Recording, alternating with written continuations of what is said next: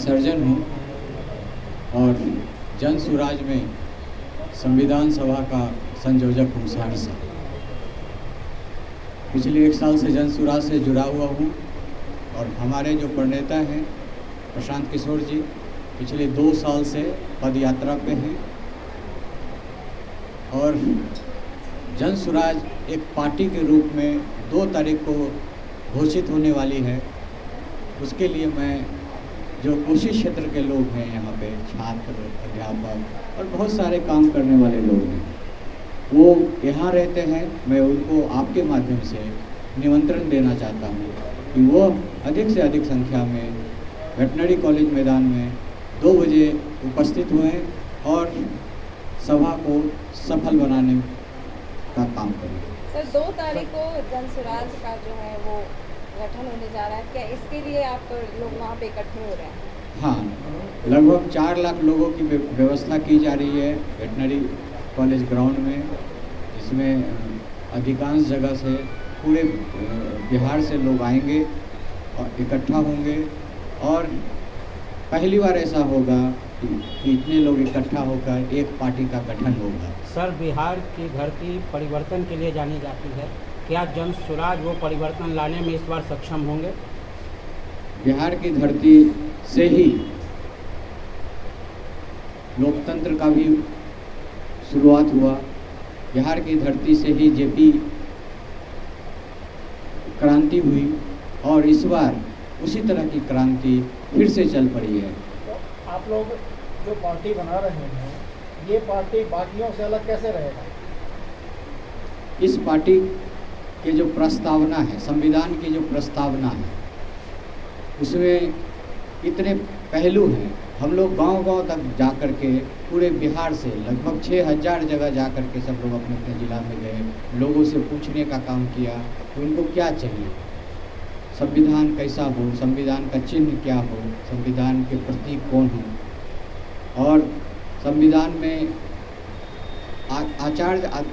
आदर्श संहिता लागू करने की व्यवस्था की जा रही है कि एक पद निश्चित तौर पर एक व्यक्ति को एक ही पद लेना है। अपने परिवार से किसी भी व्यक्ति को किसी ना तरह का व्यवसाय दिया जाएगा, ना किसी तरह का पद दिया जाएगा और उनको 2 बार ही चुनाव लड़ने का अनुमति मिलेगी अधिकांश तौर पर। और एक जो अलग है राइट टू रिकॉल, अगर 1/3 लोग सदस्य उनके विरुद्ध में आवेदन देते हैं और उस पर जितने उपस्थित लोग हैं उसमें से 2/3 लोग अगर उसमें मुहर लगा देते हैं तो ये अधिकार है, हम लोग के पार्टी को अधिकार होगा कि उसको वापस बुला लिया जाए, चाहे वो विधायक हो या सांसद हो। भले ही उसकी विधायकी नहीं जाएगी, लेकिन पार्टी ये घोषणा करेगी ये हमारे विधायक नहीं रहे, ये हमारे सांसद नहीं रहे, भले वो निर्दलीय हो जाए, क्योंकि अगर वो कुछ गलत कदम करते हुए पाए जाते हैं तो उन पर ये कार्रवाई होगी। अनेक तरह की बातें हैं जिसकी वजह से ये पार्टी घर का नेतृत्व करने वाले लोग अपने घर के सभी लोगों को खुश नहीं रख पाते हैं। ऐसे में क्या प्रशांत किशोर जी अपने ही तमाम सदस्यों को जब वो 243 सीट पर उतारेंगे सबको वो संतुष्ट कर पाएंगे?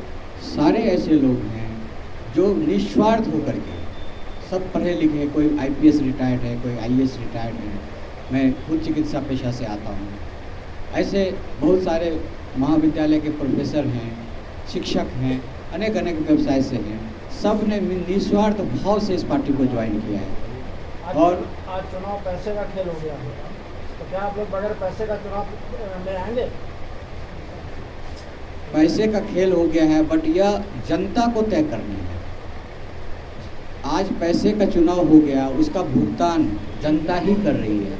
उसको शिक्षा नहीं मिल रहा है, उसको रोजगार नहीं मिल रहा है। बिहार से बाहर लोग जाते हैं और बिहार के नाम पर वो उनको गाली सुनने का होता है। बिहारी एक गाली बन चुका है और बहुत लोग छुपाते हैं कि मैं बिहार से हूँ, वो नहीं कहते हैं कि मैं बिहार से आया हूँ। जन सुराज इसको कैसे खत्म करेगा सर, जो आपने ये बात बहुत अच्छा प्रश्न किया आपने। जन सुराज का लक्ष्य है, अगर सत्ता में आई तो अगले 10 साल में बिहार को अग्रणी 10 राज्यों में लाना है, उद्योग धंधों को लाना है। उनकी जो योजना है 14 साल तक के बच्चों को फ्री शिक्षा देनी है। बच्चों को स्टाइपेंड दिया जाएगा पढ़ने के लिए, स्वरोजगार के लिए 4% ब्याज पर उसको लोन दिया जाएगा।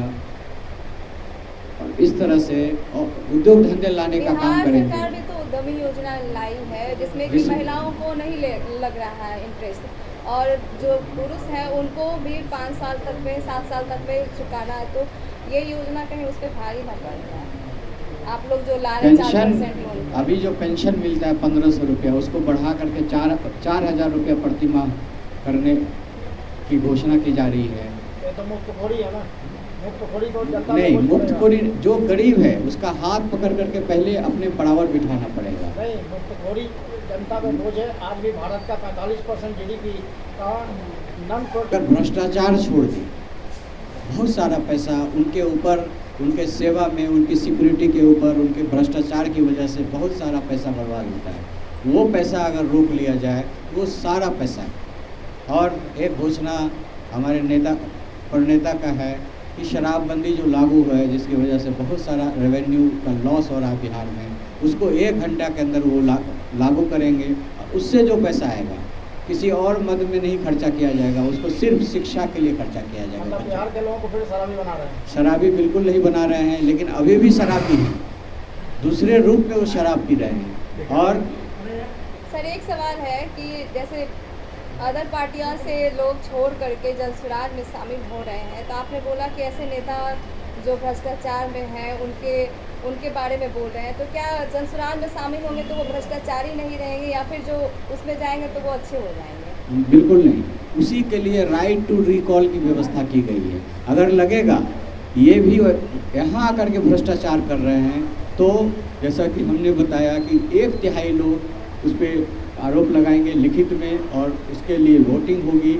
वोटिंग के बाद 2/3 लोग अगर उसको पास कर देते हैं, जो कि किसी भी दल में ऐसा नहीं है, भ्रष्टाचार लगा रहता है, और वो लोग कहते हैं कि कोर्ट से जब तक भ्रष्टाचारी साबित नहीं हो जाए, और बहुत बार तो कोर्ट से भ्रष्टाचार साबित भी हो गया तो भी अध्यक्ष बने बैठे हुए हैं, सुप्रीमो बने हुए बैठे एक हुए हैं। सवाल ये है कि कोसी और सीमांचल के लोग लगातार तमाम पार्टियों से ठगे जा रहे हैं, तो क्या जनसुराज जो है उनको उनका हक दिलाएगी? क्यों जुड़ेंगे 2 तारीख को कोसी और सीमांचल के लोग?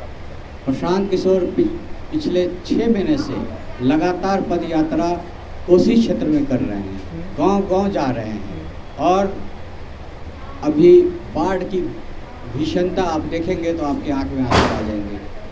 इतने पैसा, करोड़ों अरबों रुपया हर साल खर्चा होता है, लेकिन अभी तक कोई उसका समाधान नहीं हुआ है। जब हमारी पार्टी आएगी तो सबसे पहले बाढ़ की जो विभीषिका है उस पर एक ठोस नीति बनाई जाएगी, और वहाँ के लोगों को इससे गरीब इसलिए है क्योंकि हर बार उनका घर बह जाता है, जो उनकी मवेशियाँ हैं वो सब बह जाती हैं। सर ये आने के बाद ही क्यों बनेगी, इसके पहले क्यों नहीं बनेगा, ताकि लोगों को बताया जाए कि ऐसा आपके साथ होगा तो वो आप पे विश्वास करें? जब तक सत्ता नहीं आएगा तो कैसे करेंगे वो लोग? हम लोग, हमको तो भरोसा करते हुए वोट देना होगा। कोसी सीमांचल के लोगों को आप क्या भरोसा और क्या वादा करना चाहते हैं? कोसी 2 तारीख के लोग जो है आपके वेटनरी कॉलेज में उपस्थित हों। कोसी सीमांचल से लगभग 7,000 लोग अभी आने का रिपोर्ट हो चुका है। मेरे साथ खुद ही 108 गाड़ियाँ आ रही हैं, और ढेर सारे बस आ रहे हैं, और भी लोग हैं। तो उनको मैं ये कहना चाहता हूँ कि आप हमें जिताइए, हम पर भरोसा करिए, क्योंकि झूठ बोलने के लिए हमारे पास कुछ भी नहीं है। ये बिल्कुल नीट एंड क्लीन सादे कागज़ की तरह ये पार्टी है। आपको हम आपके हक दिलाएंगे, आपको शिक्षा दिलाएंगे। जो नंग धरंग बच्चे घूमते हैं, प्रशांत जी कहते हैं कि जब मैं इस गांव जाता हूं तो लगता है बहुत गरीब है, और अगला गांव जाता हूं तो लगता है ये तो उससे भी ज़्यादा गरीब गांव है। तो गरीबी दूर करना, अशिक्षा दूर करना और रोजगार मुहैया कराना, ये पहली प्राथमिकता। अपना परिचय। भाजपा का आरोप है कि पहने फटी साड़ियों में घूम रही है। कहाँ विकास हुआ? स्कूल में कहाँ बच्चे पढ़ने जा रहे हैं? रोजगार के लिए ट्रेन भर भर करके बाहर क्यों जा रहे हैं लोग? अगर यहीं पे रहने की व्यवस्था हो जाती है